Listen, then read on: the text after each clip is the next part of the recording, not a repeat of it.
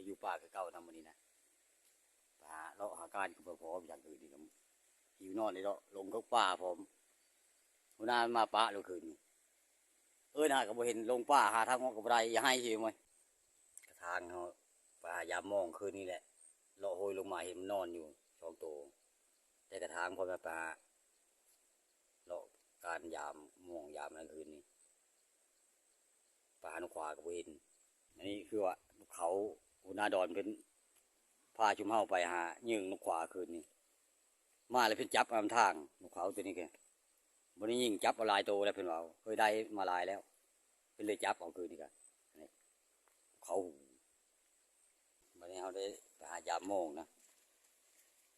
กับหัวหน้าดอนเพิ่นไปยามมาด่างนึงแล้วนี่ป่าถึกอยู่นี่มีป่านี่ก็พอได้กินอยู่นะป่ามองด่างเดียวนี่ก็ถือช่ำกินพอกินแล้วเติบไปหิว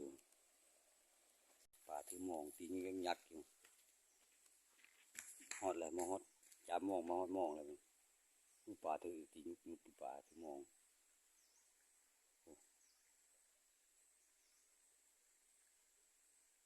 ถือลายอยู่ได้หนากูพอได้กินอยู่แล้วฉันนี่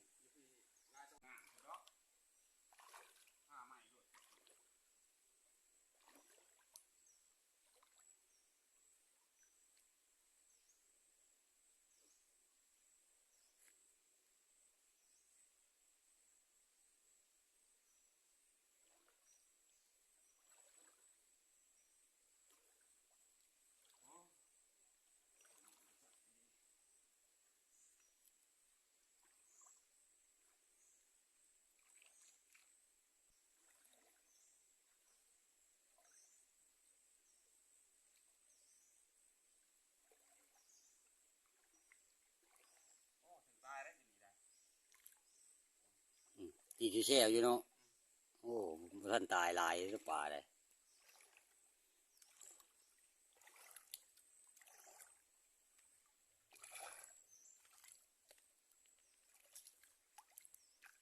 หัวหน้าดอนไปลงยามมองนะถือพอได้กินนะป่ามองด่างนี่กันถือว่ามองชอกด่างนะชื่อคำวันนี่ยามแล้วหลังนี่ยังด่างหนึ่งอยู่เทิงบุรีเลาะขึ้นไปยามอยู่เทิงอีก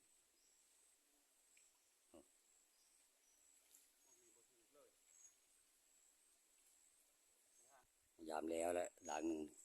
ป่าถืออยู่พอได้กินอยู่นะป่ากันตายอยู่วันนี้เขาจะเลาะขึ้นไปยามหลังที่สองทั้งทึงนะป่าวันนี้ไม่แหวเอามือเลยคุณอาเอาไปก่อนแล้วอยู่ไปตับหลังหมดมองด่างที่สองนะน้ำวังน้ำใหญ่เลือกน้ำวังนี่มันเป็นห้วยใหญ่ผมผ่าคือผ่าห้วยก็มีงูหินงูอย่างลายนะทางเขาเดินทางไปยามมองคลองอยู่ลุมหมู่ได้ลงคือเก่าเย็นเลย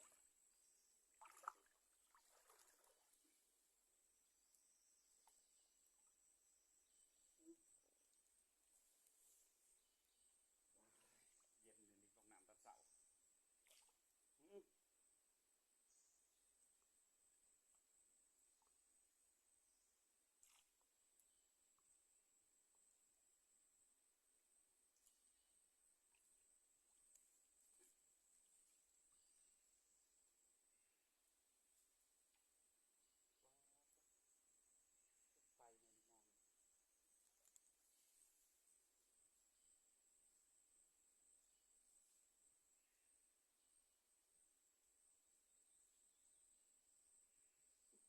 ตะเสาไปในมองเสาแทะมันตุ๊บบ่ถือปันใดนะครับพอได้กินอยู่สำนี้เวลายามขึ้นมาเลยถือลายเติบป่าพอได้ปีกพอได้กินนะฉันมีตัวงามทั้งหมดใส่กระสอบนะจากเขายามแล้วที่เลาะมือนะบัดยามมองยามทางแล้วเลาะมือบอลมือเอาด่างนั้นอยู่ตัวนาปะอยู่ตัวนาไม่ได้เอามามือเลยเอาโค้งมากันในกับมือเลยเอาแต่เบา อดบ่อนะฮะปิดปลาแล้วบัดนี้นะปิดปลาเอาตะมองทางขี้ยื้อทางป่าจำกันเลย จังบ่ขาดสิ ปลาตอง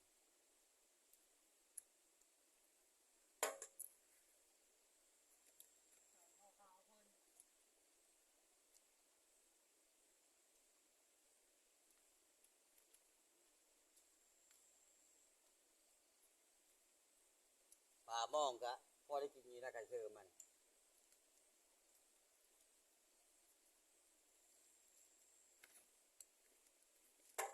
เราก็มาพิจารณาสภาพมัน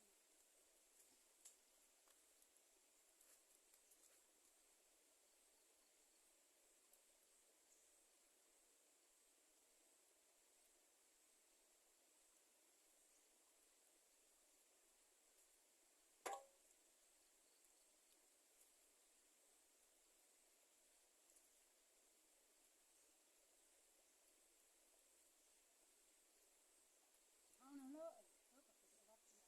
ก็ถึงออกเนี่ยออกยากทีเดียว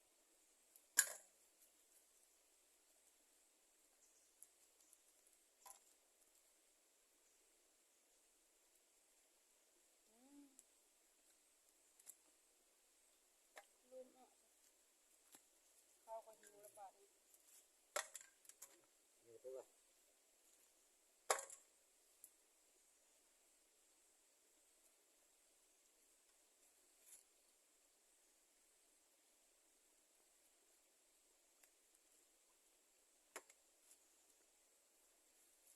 ปลาตองกระลายขนาด มีแต่กระดองยังมัด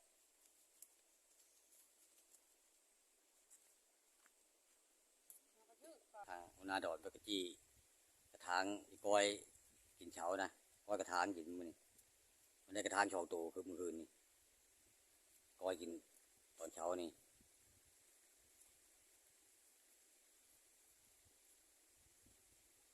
มันว่างเอาไปยามมองเอามาได้นี่ลายได้หั่นน่ะกระถางได้ โอ้มันเป็นว่างใหญ่แดนเนาะ ก็ได้ลายโตแล้ว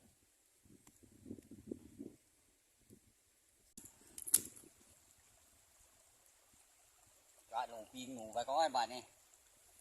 ทางปีนก่อน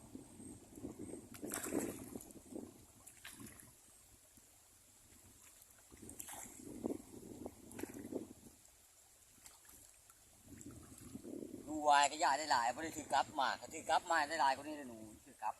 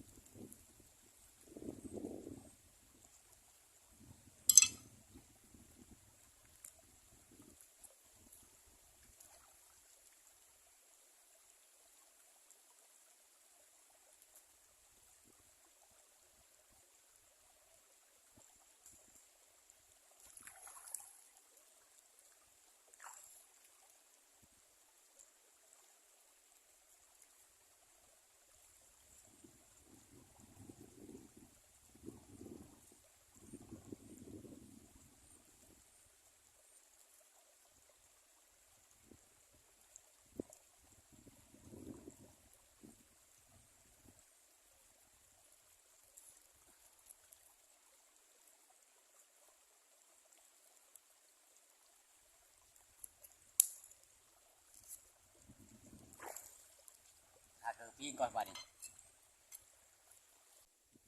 นกคนนกที่ไว้ก่อนลืมที่นกเขาอะไรนกคนแล้วที่ปีงไว้ให้มันแห้ง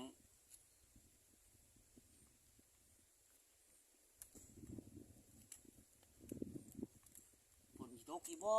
ลมอยู่โอ้ย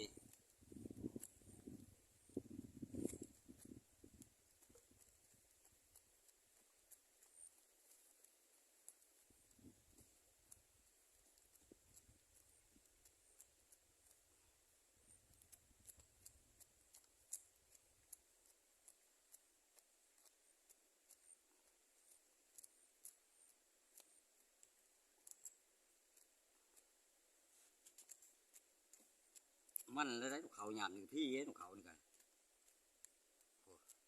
ตัวเขาช้อยอยู่เลย นาดอนมันก็สิก้อยกระถางนะแต่ขี้กระถางสิก้อยนะโอ้งาบนี่ขี้ข้าวชอยอยู่เนาะก้อยช่วงที่แคบแล้วก้อยกระถางขี้งามจะมันข้าวชอยอยู่กระดูกมันเฮ็ดน้ำชดบ่ต้ม ต้ม ขี้นี่ขี้ก้อยเลยเนาะ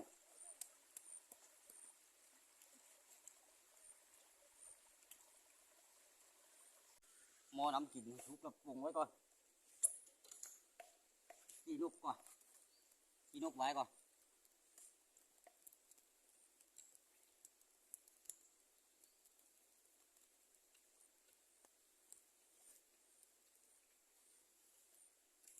โอ้มันแล้วนกเขาดีนี่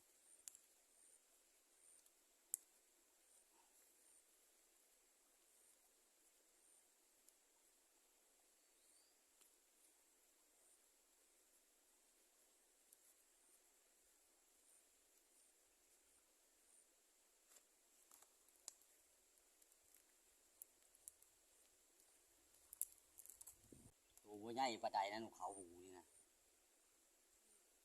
นี่เขาอีกละนกยิงไว้นั่นเลยโอ้มันเหลยเกินนะแกงเชือกประกาศช่วยแคบมันเลยนี่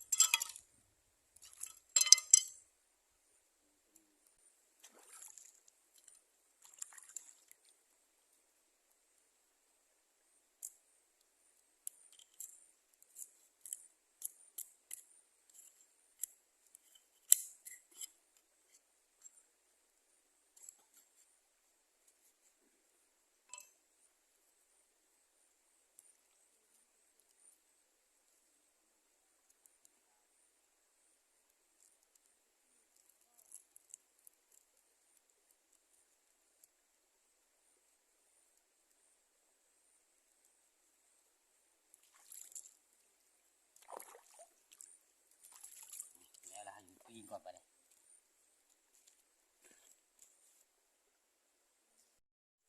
เอาไปได้กินข้าวกินน้ำแล้วพอดีสบายหิวข้าวเลยไปถึงโม่ไปกะแกะบิงป่าเฉยถ้วยนะก้อยกระถางก็มีต้มน้ำชดมันก็มี มีแก้ว ทำสิกินมานี่ครับครับก้อยกระถางเอานะ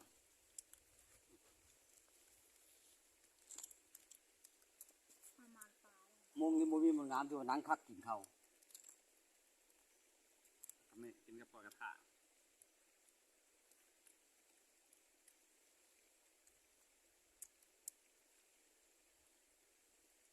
ข้าวต้องการเด้อทุกคนเลยก้อยกระถางปิ้งปลานะปิ้งปลาก็มี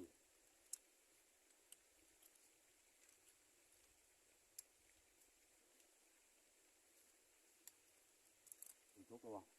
อยู่เป็นยุ่น เป็นกินคนนี้